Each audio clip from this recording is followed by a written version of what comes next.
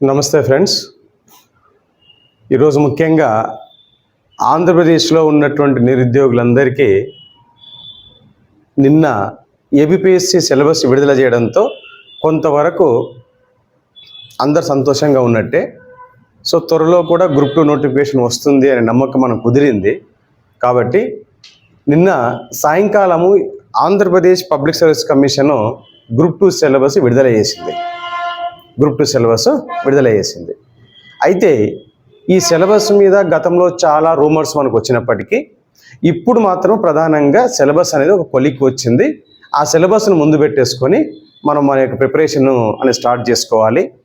అయితే ఈ వీడియో చేసే ముందు ఇది శేఖర్స్ ఐఏఎస్ స్టడీ సర్కిల్ తిరుపతి గత 17-18 సంవత్సరాల నుంచి తిరుపతిలో ఐఏఎస్కు గ్రూప్ 1కు గ్రూప్ 2 గ్రూప్ 3 గ్రూప్ 4 ఎగ్జామ్స్కి మాత్రమే కోచింగ్ ఇస్తుంది. గతంలో చాలా సెలెక్షన్స్ ఉన్నాయి. మనకు లాస్ట్ గ్రూప్ 2లో స్టేట్ 3rd ర్యాంక్ వచ్చింది. దాంతోపాటు 16 మంది సెలెక్ట్ అయ్యారు. సో ఈరోజు ఈ వీడియోకి ముఖ్య ఉద్దేశం ఏంటంటే నూతన సిలబస్ ఏదైతే ఉందో ఆ సిలబస్ను మనము పూర్తిగా కాకపోయినా బ్రీఫ్గా సిలబస్ ఏంటి, ఏం పుస్తకాలు చదవాలా, ఎలా చదవాలా అనే అంశంపై మనము ఒక వీడియో చేద్దాం. ఓకే, పూర్తిగా కాకపోయినా ఒక్కొక్క సబ్జెక్ట్ మీద వివరణాత్మకమైనటువంటి విశ్లేషణ ఇస్తాను. దాన్ని బట్టి మనం ప్రిపరేషన్ స్టార్ట్ చేసుకోవచ్చు. అదేవిధంగా మే 1st వీక్లో మాకు బ్యాచ్లు ప్రారంభమవుతున్నాయి. గ్రూప్ 2 బ్యాచ్లు ఆల్రెడీ నడుస్తున్నాయి. బ్యాచ్లో మే 1st వీక్లో 3rd నుంచి మాకు కొత్త బ్యాచ్లు స్టార్ట్ అవుతున్నవి. ఓకే, మే 8న ఒక బ్యాచ్ స్టార్ట్ అవుతుంది. సో మీరు ఆసక్తి ఉన్న వాళ్ళు కాంటాక్ట్ అవ్వండి. బ్యాచ్లు ప్రారంభమవుతున్నవి. మే 3rd mental ability class start అవుతుంది. ఓకే, అయితే ఈ నూతన సిలబస్లో ఏముందో చూద్దాం ఒకసారి. ఆల్రెడీ మనం ఒకసారి చెప్పుకున్నాము సిలబస్ ఎలా ఉంటుందని చెప్పేసి. ఇప్పుడు నిన్న విడుదల చేసినటువంటి సిలబస్లో ఏముందో చూద్దాం ఒకసారి. విన్నారా? So ABPSC group 2 syllabus, analysis of the group 2 syllabus. Okay, దీంట్లో ఒక్కసారి మనము ఎగ్జామినేషన్ స్కీమ్ ఏముందో తెలుసుకుందాం. ఒకసారి మనం ఎగ్జామ్ యొక్క స్కీమ్ ఎలా ఉందో చూద్దాం ఒకసారి. ఏం చెప్తుందంటే ఇక్కడ ఫస్ట్ మొట్టమొదట మనకి ఏముంటుంది, ప్రిలిమ్స్ ఉంటుందండి. ప్రిలిమ్స్లో ఏముంటుందంటే జనరల్ స్టడీస్ ఉంటుంది. విన్నారా? జనరల్ స్టడీస్ ఉంటుంది. దానికి 150 మార్క్స్ అని చెప్పినారు. అయితే గతంలో ఉన్న గ్రూప్ 2లో జనరల్ స్టడీస్ పేపర్కు ఇప్పుడున్న పేపర్కు చాలా వ్యత్యాసం ఉంది. కొంతవరకు చెప్పాలంటే సిలబస్ తక్కువనే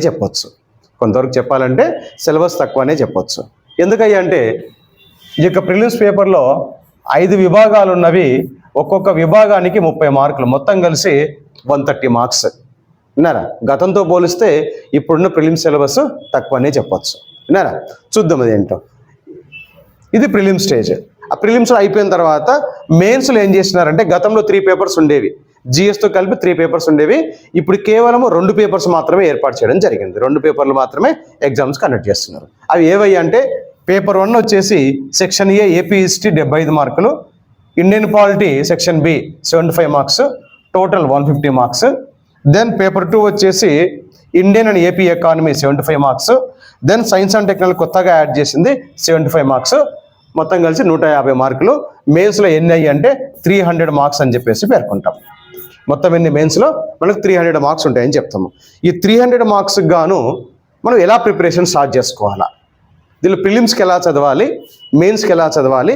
మొట్టమొదటి ఏం చేయాలంటే ఏ స్టూడెంట్ ఎవరికైనా కాంపిటేటివ్ ఆస్పిరెంట్ ఏం చేయాలంటే తన ప్రిపరేషన్ స్టార్ట్ చేసే ముందు క్షుణ్ణంగా సిలబస్ మీద మంచి అవగాహన ఉండాలి.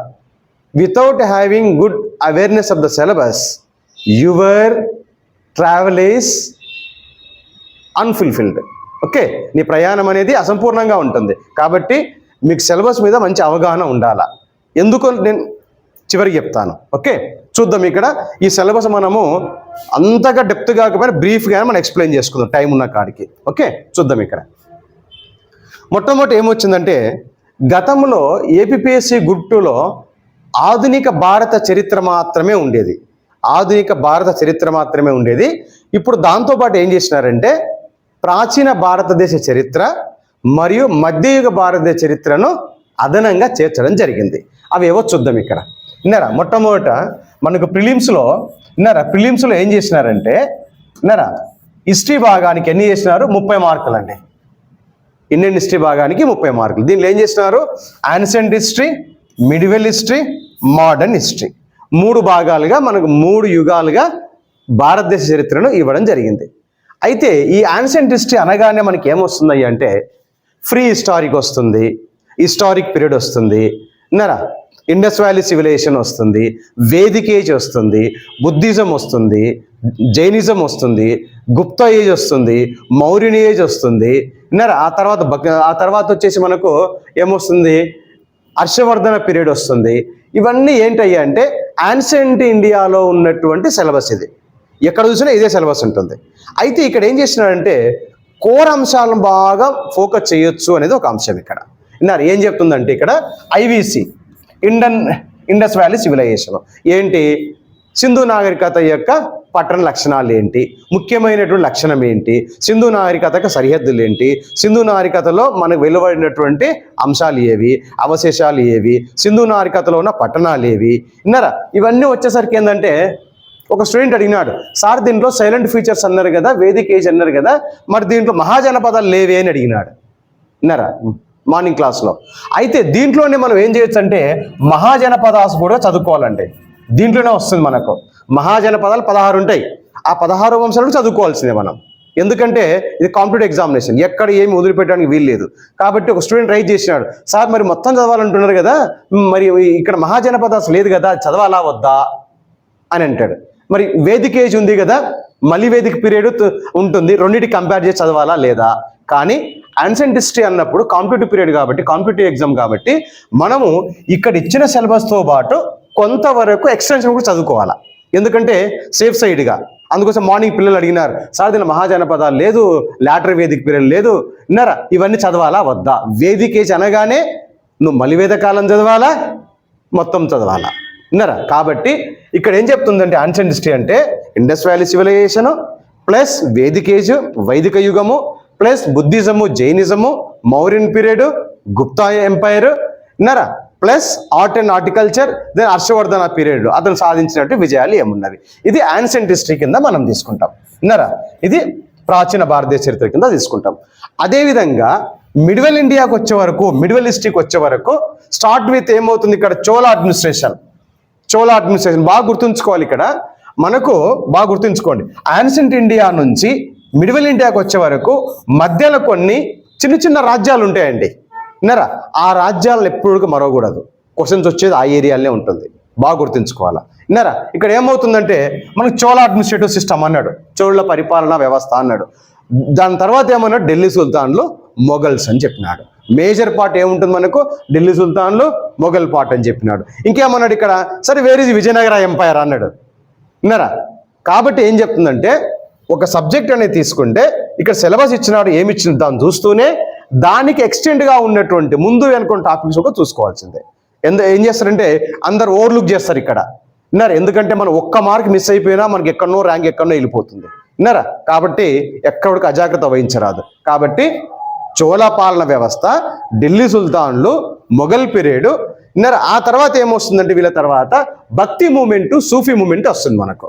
విన్నారా, రామానుజ కానివ్వండి, తర్వాత ఆదిశంకరాచార్యులు కానివ్వండి, కబీర్ కానివ్వండి, సూర్దాస్ కానీ, వీళ్ళంతా ఏంటంటే bhakti, south Indian bhakti movement, తర్వాత north Indian bhakti movement, north eastern bhakti movement. విన్నారా, దాంతోపాటు సూఫీ మూమెంట్. దాంతోపాటు ఏమొస్తుందంటే మిడిల్ ఇండియాలో Shivaji and Maratha empires, after that advent of the Europeans. విన్నారా, ఔరంగజేబు తర్వాత మనకు అడ్వెంట్ ఆఫ్ ద యూరోపియన్స్ అని స్టార్ట్ అవుతుంది. ఇక్కడ ఏం చెప్తుందంటే మనకేం చెప్తుంది, Chola plus Delhi sultanates, Mughal empires, then Shivaji and advent of the Europeans. ఈ 4 టాపిక్స్ మిడిల్ ఇండియాలో మనకు కనిపిస్తున్నాయి. విన్నారా, తర్వాత మోడర్న్ హిస్టరీలో ఏం చేస్తుందంటే మనకు స్టార్ట్ విత్ 1857 మోడర్న్ ఇండియా. విన్నారే, 1857 నుంచి మోడర్న్ ఇండియా స్టార్ట్ అవుతుంది. బాగా గుర్తుంచుకోండి, మోడర్న్ ఇండియా అనగానే మొత్తం పుస్తకం వేసుకొని చదవడం కాదు.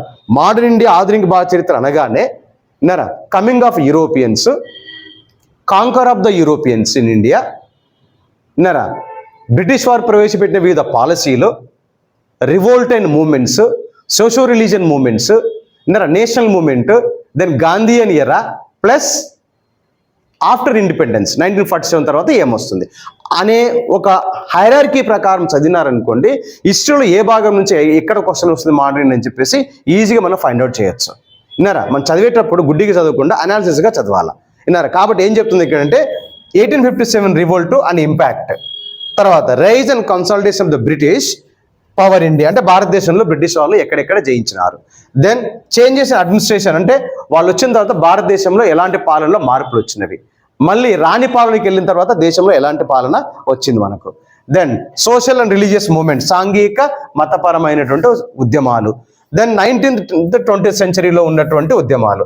ఇండియన్ నేషనల్ మూవ్మెంట్ ఇటు వేరే స్టేజెస్, అతివాదులు, మితవాదులు, గాంధీ యుగము, అలాంటి దశల్లో మనకు జాతీయ ఉద్యమం ఎలా జరిగింది.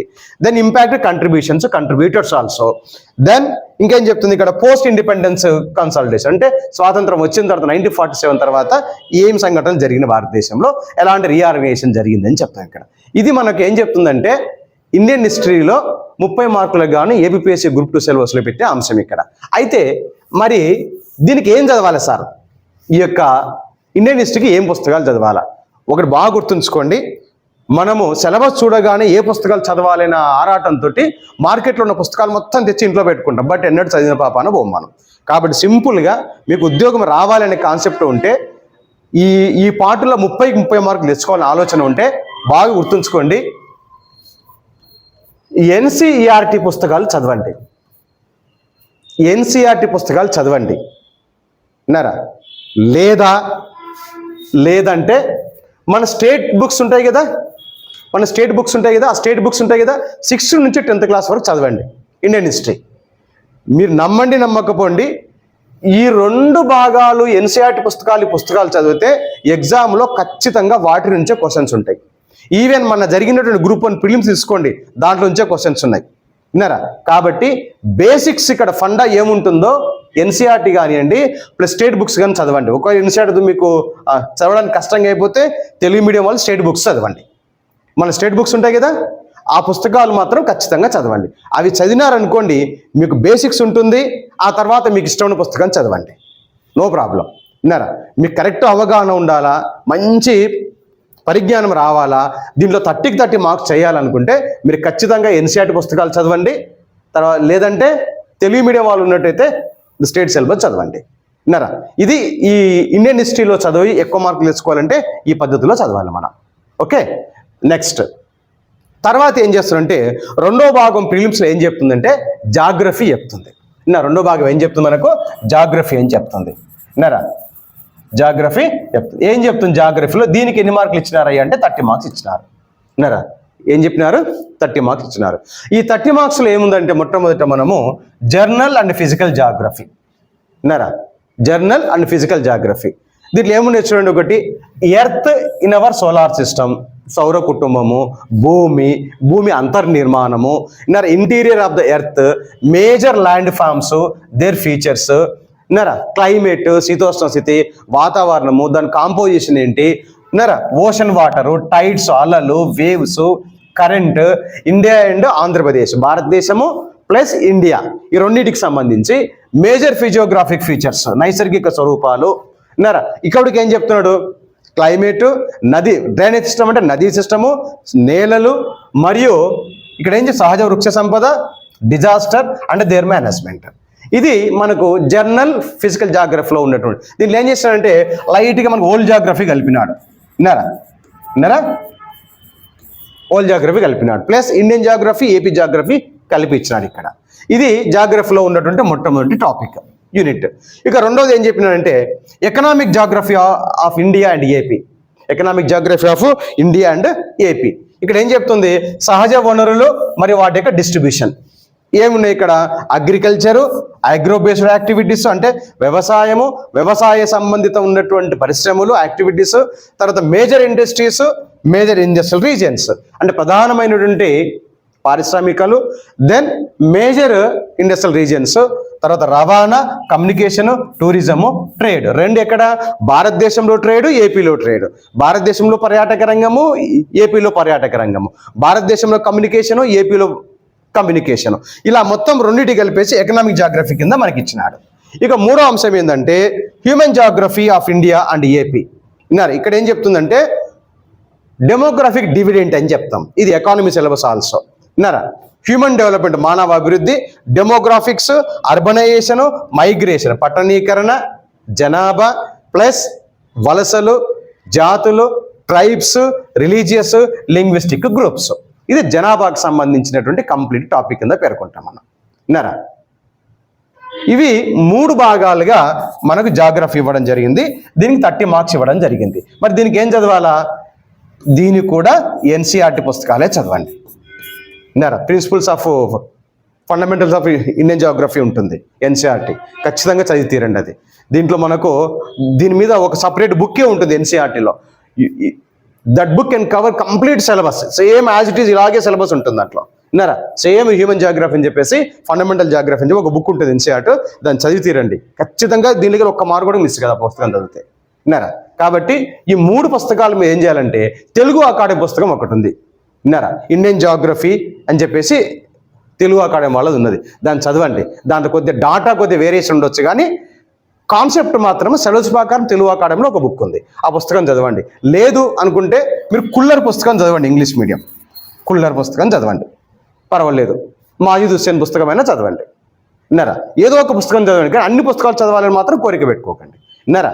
Don't read too many books, read 1 book 10 times. Okay, then you will get clarity, otherwise no.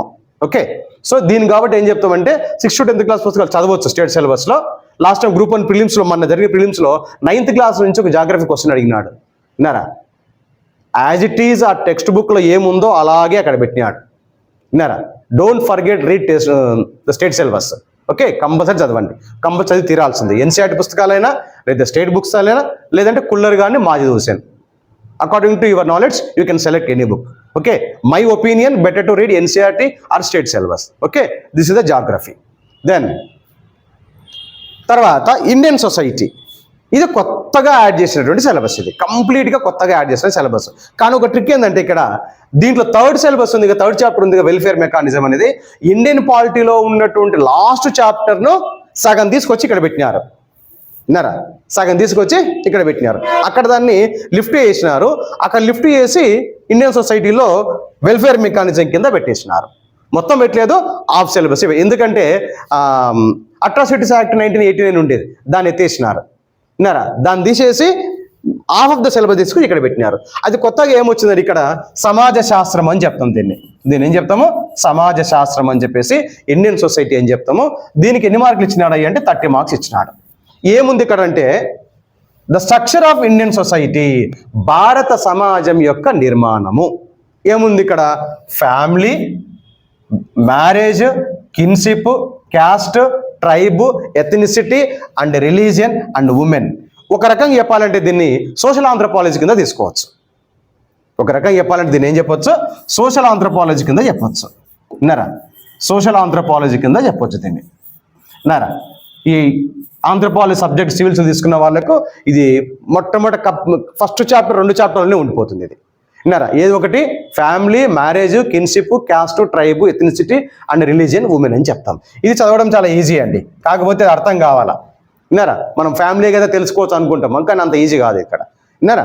ఇక 2వ సిలబస్ ఏంటంటే సామాజిక సమస్యలు. ఇది సివిల్స్లో ఉన్న సిలబస్ ఇది. విన్నారా? గ్రూప్ 1 ఉంది. ఏముంది? క్యాస్టిజము, కమ్యూనలిజము, రీజన్ ప్రాంతీయవాదము, దెన్ క్రైము అగెనిస్ట్ ఉమెన్. విన్నారా? మహిళలపై జరుగుతున్నటువంటి అత్యాచారాలు, నేరాలు, తర్వాత child abuse, child labour, youth unrest and agitation, యువకుల యొక్క అశాంతి మరి అజిటేషను, ఆందోళన అని చెప్తాం. ఇది దాదాపు నీవు కరెంట్ అఫైర్స్ మీద ఆధారపడవలసిందే, కరెంట్ అఫైర్స్ మీద ఆధారపడాల్సిందే. ఇక 3వ టాపిక్ ఏంటంటే వెల్ఫేర్ మెకానిజము, సంక్షేమ యంత్రాంగం అని పిలుస్తాము. ఏముంటుంది ఇక్కడ? ప్రభుత్వం యొక్క పాలసీలు ఏమున్నవి, వెల్ఫేర్ ప్రోగ్రామ్స్, సంక్షేమ కార్యకలాపాలు ఏమున్నవి, స్టేట్ గవర్నమెంట్లో సంక్షేమ కార్యక్రమాలు ఏమున్నవి, స్టేట్ గవర్నమెంట్లో సంక్షేమ కార్యక్రమాలు ఏమున్నవి. Then constitutional and statutory provisions, అంటే రాజ్యాంగబద్ధమైన చట్టబద్ధమైన provisions for what? Scheduled caste, scheduled tribes, minorities, BCs, women, disabled and childrens. అంటే డిసేబుల్డ్ పర్సన్స్కు, చిల్డ్రన్స్కు, బ్యాక్వర్డ్ క్లాసెస్కు, మైనార్టీలకు, గిరిజనులకు, షెడ్యూల్ కాస్ట్లకు రాజ్యాంగబద్ధమైనటువంటి చట్టబద్ధమైన ప్రొవిజన్స్ ఏమున్నవి, వాటి కోసం ప్రభుత్వం చేస్తున్నటువంటి సంక్షేమ కార్యకలాపాలు ఏమున్నవి. ఇవి మనకు వెల్ఫేర్ మెకానిజంలో చెప్పుకుంటాం. ఇది పాలిటీలో ఉన్న చివరి చాప్టర్ తీసుకొచ్చి దీన్ని ఇక్కడ యాడ్ చేసినారు. విన్నారా? కాబట్టి ఇది ఏం చెప్తుందంటే ఇండియన్ సొసైటీ, దీన్ని యాడ్ చేసిన పెద్దగా మనకు నష్టం ఏం లేదు, సింపుల్గా చదవచ్చు, ఎక్కువ మార్కులు తెచ్చుకోవచ్చు దీంట్లో, కానీ కాన్సెప్ట్ అర్థం కావాలా. విన్నారా? ఇప్పుడు ఫ్యామిలీ మ్యారేజ్ ఉందనుకోండి, ఏముందిగా చదవచ్చు అనుకుంటారు, కానీ అంత ఈజీ కాదు, అది కాన్సెప్ట్ అర్థమైతే ఈజీ. ఓకే, ఇది ఇండియన్ సొసైటీ. దీని గురించి ఏం చెప్తారంటే తెలుగు అకాడమీలో సమాజ శాస్త్రం అని చెప్పేసి ఒక పుస్తకం ఇంగ్లీష్లో ఉంది, తెలుగులో ఉంది. ఇంకా బయట మన సివిల్స్ పుస్తకాలు కానీ ఆంథ్రోపాలజీ పుస్తకాలు కానీ చాలా ఉన్నాయి, వీటి మీద ఇబ్బంది ఏం లేదు ఇక్కడ చదవడానికి. ఓకే, ఇది మనకు ఇండియన్ సొసైటీ అని చెప్పేసి పేర్కొంటాం. ఇక తర్వాత వచ్చేసి మోస్ట్ ఇంపార్టెంట్ కరెంట్ అఫైర్స్. విన్నారా? ఈ కరెంట్ అఫైర్స్ ఏందయ్యా, దీనికి ఏం చేసినాడు మనకు గతంలో ఎన్ని ఇచ్చేది తెలియదు కరెంట్ అఫైర్స్, కొన్ని మార్కులు లేదు ఇక్కడ. అంటే 40 నుంచి 45 వస్తే 25 లేదంటే 45 ఇచ్చిన దాఖలాలు ఉన్నాయి. కాబట్టి కరెంట్ అఫైర్స్కి ఏంటంటే 30 మార్క్స్ కింద లెక్క కట్టాడు. దీనిలో ఏం చెప్పినాడు, major event and issues pertaining to international, national, the state of Andhra. అంటే అంతర్జాతీయ వర్తమానాంశాలు, జాతీయ వర్తమానాంశాలు, ఆంధ్రప్రదేశ్ రీజియన్కి సంబంధించిన వర్తమానాంశాలు, వీటి మీద మంచి గ్రిప్ ఉండాలి. వీటి మీద కరెంట్ అఫైర్స్ మీద వీటి మీద గ్రిప్ ఉందనుకోండి, మీ సబ్జెక్ట్ అంతా ఈజీగా చేయొచ్చు. ఎందుకంటే మోస్ట్ ఆఫ్ ద సిలబస్ ఇప్పుడు సైన్స్ అండ్ టెక్నాలజీ ఉంది, ఎకానమీ ఉంది, తర్వాత ఇండియన్ సొసైటీ ఉంది, పాలిటీ ఉంది. Most of the questions will come based on the current affairs. అంటే స్టేట్కి అడుగుతాడు, కానీ కరెంట్ అఫైర్ బేస్డ్ మీద క్వశ్చన్స్ ఎక్కువ రావడానికి ఆస్కారం ఉంటుంది. ఎందుకు సార్ అలా చెప్తున్నారంటే ఈ మధ్య జరిగిన ఎగ్జామ్స్లో మనం చూసినట్టయితే వాటికి స్టాండర్డ్ కానీ వేరియేషన్ కానీ చాలా ఎక్కువ ఉందండి. ఆ స్థాయిలో మనం ప్రిపేర్ కావాలా. ఏదో పైన చదువుకొని పోతానంటే అసలు కాదు, జాబ్ కొట్టవుడుగా కష్టమే. ఎందుకంటే ఫేర్గా చెప్తున్నాను మీకు. కాబట్టి ఇక్కడ ఏం చేయాలంటే ఈ ఇంటర్నేషనల్, నేషనల్, స్టేట్ అండ్ ఆంధ్రప్రదేశ్కి ఏం చేయాలంటే ఈ కరెంట్ అఫైర్స్ మీద నీకు మంచి పట్టు రావాలంటే ఏదో ఒక బుక్ చదువుకునే బదులు మీరే ఏం చేయాలంటే ఏదో ఒక న్యూస్ పేపరు రెగ్యులర్గా ఫాలో కాండి. ఖచ్చితంగా కరెంట్ అఫైర్స్లో మీరు 30కి 30 తెచ్చుకుంటారండి. ఎందుకంటే కరెంట్ అఫైర్స్లో మనం చదివింది కాంటెంపరీ మన ముందు జరుగుతున్న అంశాల గురించి క్వశ్చన్ పేపర్లో వస్తే ఈజీగా ఆన్సర్ చేయగలుగుతాం. కాబట్టి దీనికి ఏం చేస్తారంటే you can choose any news paper, daily news paper, you can make it notes. Sir లేదు సార్ నోట్స్ వేసుకుని నాకు టైం లేదనుకుంటే better to join hour telegraph. Daily మీకు కరెంట్ అఫైర్స్ మీద 2-3 పేజీల కరెంట్ అఫైర్స్, ఆ రోజు కరెంట్ అఫైర్స్ మేము టెలిగ్రాఫ్లో పెడతాం. సో మీరు దాన్ని చూసి ఎలాంటి ఇబ్బంది లేకుండా రోజువారీ కరెంట్ అఫైర్స్ మొత్తం చదువుకోవచ్చు మీరు.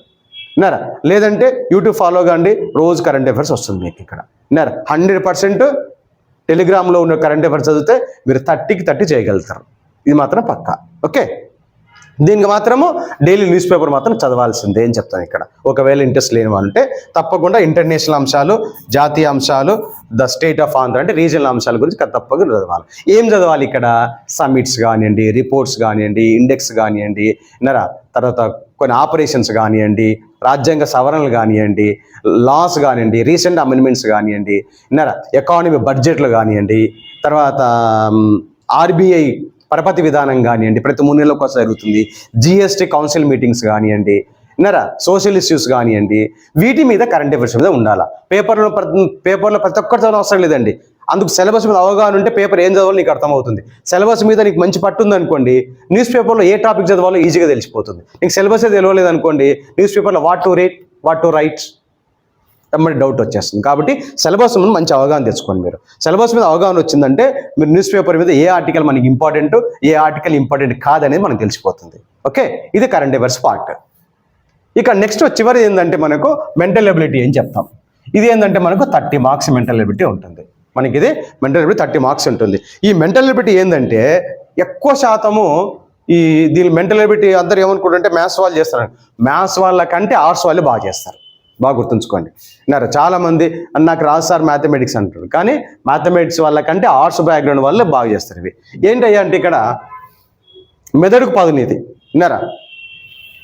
ద లాజికల్ రీజనింగ్ ఇక్కడ ఏం చెప్తుందంటే statements, assumptions, the statement and argument, statement, conclusions, statement and course of action. దీన్ని శిలాజలం కింద తీసుకోవచ్చు. ఈ క్వశ్చన్స్ మీరు ప్రాక్టీస్ చేసినారనుకోండి, ఈ క్వశ్చన్స్ మీరు ప్రాక్టీస్ చేస్తే జిఎస్లో వచ్చే అసెషన్ అండ్ రీజనింగ్ ఉంటే కొన్ని క్వశ్చన్స్ వాటిని ఈజీగా చేయగలుగుతారు. బాగా గుర్తుంచుకోండి. ఈ పార్ట్ మీరు బాగా అనాలిసిస్ చేసి ఆన్సర్ చేయగలిగితే జనరల్ స్టడీస్ విభాగంలో అసెస్ అండ్ రీజనింగ్ క్వశ్చన్స్కు మీరు ఈజీగా ఆన్సర్ చేయగలుగుతారు. ఎందుకంటే ఈ మధ్య కాలంలో చాలా క్వశ్చన్స్ అలాగే అడిగినాడు. ఈవెన్ మ్యాథమెటిక్ క్వశ్చన్స్ కూడా అసెస్ అండ్ రీజనింగ్ అడిగినారు మన గ్రూప్ 4 ఎగ్జామ్లో. అంటే ఆలోచించండి, పేపర్ యొక్క ట్రెండ్ ఎలా మారిందో ఆలోచించండి. విన్నారా? ఈవెన్ మ్యాథమెటిక్స్ మ్యాథ్స్ కూడా అసెస్ అండ్ రీజనింగ్ కింద అడిగినాడు మన గ్రూప్ 4 ఎగ్జామ్లో. ఏబిపిఎస్సి గ్రూప్ 4లో మ్యాథమెటిక్స్ మెంటల్ ఎబిలిటీ కూడా అసెస్ అండ్ రీజనింగ్ కింద అడిగినాడు. కాబట్టి ఈ ఏరియాలో కాస్త మీకు మంచి నాలెడ్జ్ ఉందనుకోండి, అవగాహన వచ్చిందనుకోండి, మీరు ఈవెన్ జిఎస్లో కూడా బాగా చేయగలుగుతారు. విన్నారా? తర్వాత నెక్స్ట్ వచ్చేసి మెంటల్లో number series, letter series, odd man out, coding, decoding, the problem relating relations, shapes and their subsections. ఇది మామూలుగా మెంటల్ ఎబిలిటీ కింద వస్తుంది మనకు. ఇంకా తర్వాత బేసిక్ న్యూమరసీ అంటాడు. బేసిక్ న్యూమరసీ అంటే number system, order of magnitude, average సగటు, రేషియో నిష్పత్తులు, ప్రాపర్షను, శాతాలు, తర్వాత చక్రవడ్డీ, బారు వడ్డీ, time and work, then time and distance, data analysis. ఇది కాస్త మనం టైం కేటాయించాలి. ఏది tables, bar diagram, line diagram, pie chart. ఇది నేర్చుకున్నారనుకోండి, కనీసం ఒక క్వశ్చన్కి 5 మార్కులు ఉంటుంది మనకు. వీటి మీద మంచి పట్టు వచ్చింది అనుకోండి, ఒక క్వశ్చన్ ఇస్తే 5 మార్క్స్ తెచ్చుకోవచ్చు మనం ఇక్కడ. కాబట్టి వీటి మీద బాగా జాగ్రత్తగా కాన్సన్ట్రేషన్ పెట్టాలి ఇక్కడ. ఎక్కువ మార్కులు తెచ్చుకోవడానికి వీలు ఉంటుంది మీరు. ఇది మనకి మెంటల్. మరి దీనికి ఏం చదవాలి? మరి మెంటల్ ఎబిలిటీకి ఏ పుస్తకమైనా చదవచ్చండి. ఎనీ మెంటల్ ఎబిలిటీ పుస్తకం. ఎందుకంటే నీకు కాన్సెప్ట్ అర్థమైంది అనుకోండి, నువ్వు ప్రాక్టీస్ చేస్తూనే ఉండాలి. కాన్సెప్ట్ అర్థమైందంటే you have to practice more and more practice. అప్పుడు ఈజీగా నువ్వు చేయగలుగుతావు అని చెప్తాను ఇక్కడ. ఓకే, ఇది మనకు ఏబిపిఎస్సి గ్రూప్ 2 ప్రిలిమ్స్ సిలబస్ అని చెప్తాం. ఏబిపిఎస్సి గ్రూప్ 2 ప్రిలిమ్స్ సిలబస్ అని చెప్తాం. అయితే ఈ యొక్క ఏబిపిఎస్సి గ్రూప్ 2 సిలబస్ తర్వాత దీంట్లో మోస్ట్ ఇంపార్టెంట్ ఏంటంటే మనకు వెరీ వెరీ ఇంపార్టెంట్ కిందకి వచ్చేసరికి మనకి ఏముంటుందంటే, ఇక్కడ ఏబిపిఎస్సి గ్రూప్ 2 ప్రిలిమ్స్ 5 భాగాలు, ఒక్కొక్క భాగానికి 30 క్వశ్చన్స్ 30 మార్క్స్ అని చెప్తాం ఇక్కడ. ఓకే, అయితే ఈ 30 మార్క్స్లో ఈ 150కి ఎంత తెచ్చుకోవాలి మనం? ఇందాక ప్రిలిమ్స్లో మనం చెప్పుకున్నప్పుడు 150 మార్క్స్కు మనం ఎంత తెచ్చుకోవాలా? 150 మార్క్స్కి మనము ఎంత తెచ్చుకోవాలా?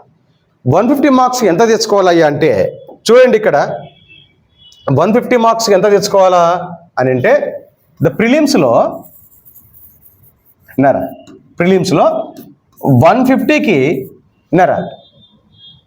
150కి ఖచ్చితంగా 100+ రావాలా. 150కి 100+ రావాలా. 100+ మార్క్ ఖచ్చితంగా రావాలా. 100+ వచ్చిందంటే నువ్వు ఖచ్చితంగా ప్రిలిమ్స్ పాస్ అవుతావు అని చెప్పొచ్చు. అది కాక ఏముంటుందంటే మనకు సిలబస్ కూడా తక్కువనే అండి. ప్రీవియస్తో పోలిస్తే సిలబస్ కూడా లెస్ అని చెప్పొచ్చు. ప్రీవియస్ సిలబస్తో పోలిస్తే ఇప్పుడున్న ప్రిలిమ్స్ సిలబస్ కూడా లెస్ అనే చెప్పొచ్చు మనం. కాబట్టి మీరు 100+ పెట్టడానికి వీలు చూసుకోవాలి, ఖచ్చితంగా ఉంటుంది. దీనికోసం మేము ఏం చేస్తున్నామంటే ప్రిలిమ్స్లో చాప్టర్ వైజ్ మైక్రో టెస్టులు పెడుతున్నాం. అంటే సపోజ్ ఇప్పుడు ఇండియన్ హిస్టరీ ఉంది, దాంట్లో ఇండస్ వ్యాలీ సివిలైజేషన్, దాని మీద ఒక 50 క్వశ్చన్తో ఒక టెస్ట్ పెడుతున్నాం. అట్లా చిన్న చిన్న టాపిక్స్తో కలుపుకొని micro test, chapter wise test plus grand test. అంటే micro test, then chapter wise test, then grand test. ఇవి పెడుతున్నాం మేము ఫర్ ప్రిలిమ్స్ పాయింట్ ఆఫ్ వ్యూలో. ఈ టెస్ట్లు బాగా ప్రాక్టీస్ చేసినారనుకోండి, మీరు 100% ఏబిపిఎస్సి గ్రూప్ 2 ప్రిలిమ్స్ క్వాలిఫై అవుతారు. ఇది మాత్రం ఖచ్చితంగా పక్కా అని చెప్తా. మైక్రో టెస్ట్ అంటే సపోజ్ ఇప్పుడు ఇండియన్ హిస్టరీ ఉంది, సపోజ్ పాలిటీ ఉంది.